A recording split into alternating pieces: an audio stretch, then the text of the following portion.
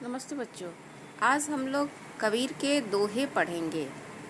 कल करे सो आज कर, आज करे सो अब, पल में परलय होएगी बहुरी करेगा कब। अर्थात जो कल करना है उसे आज कर लीजिए और जो आज करना है उसे अभी कर लीजिए, क्योंकि पल में परलय हो जाएगा।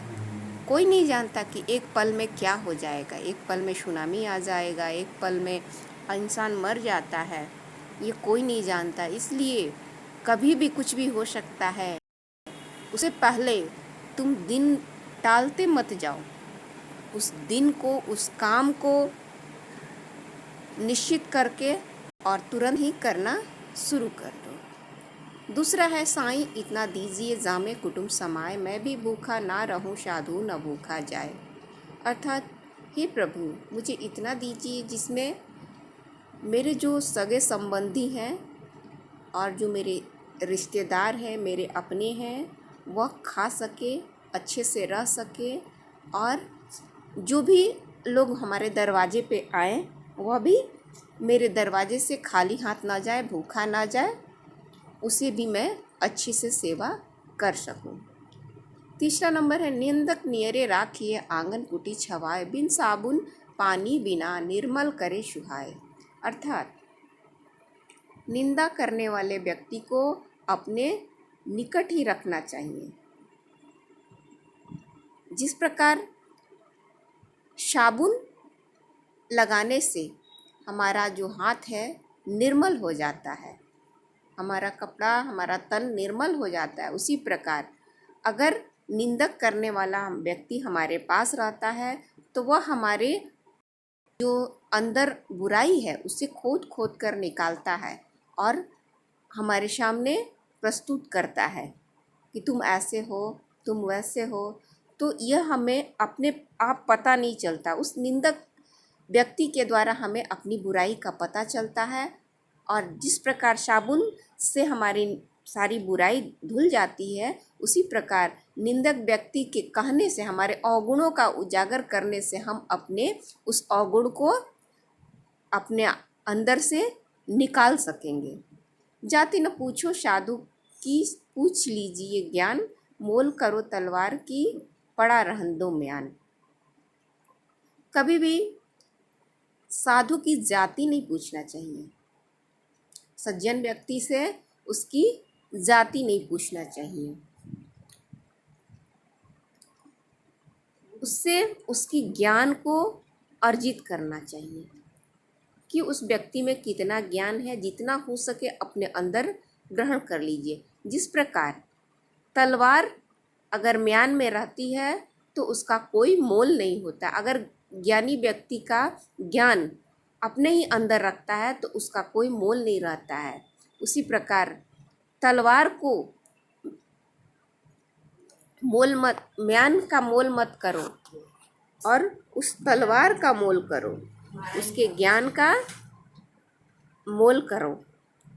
सोना सज्जन साधु की टूट जूरी सो बार, दुर्जन कुंभ कुम्हार के एके धका दरार। सोना सज्जन साधु, सोना जो है वह सज्जन व्यक्ति की तरह है, साधु व्यक्ति की तरह है, जो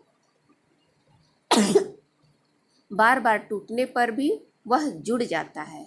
लेकिन दुर्जन व्यक्ति उस कुम्हार के घड़े के समान है, जो एक धक्का लगने से उसमें दरार पड़ जाता है और पुनः वह नहीं जुड़ता।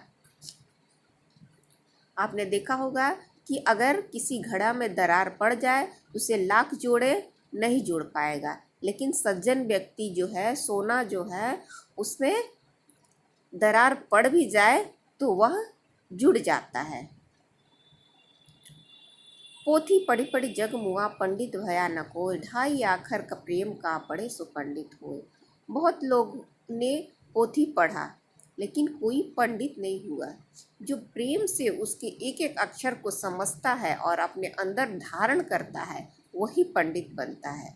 हम लाख किसी किताब को पढ़ जाए, रट जाए और उसके किताब में लिखी बातों का आचरण न करें, तब तक हम उस किताब के से कोई हम लाभ नहीं उठा सकते हैं। उसी प्रकार कहा गया है कि जो भी हमें पढ़ना है उसे प्रेम से और उसका मतलब समझते हुए उसको अपने जीवन में प्रयोग करते हुए अगर हम पढ़ते हैं तभी हम पंडित बन सकते हैं, अर्थात महान बन सकते हैं। उस चीज़ का ज्ञान का फ़ायदा उठा सकते हैं।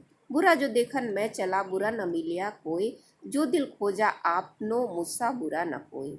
मैं दूसरों के अंदर बुराई देखने चली, लेकिन मुझे किसी के अंदर बुराई नहीं दिखा।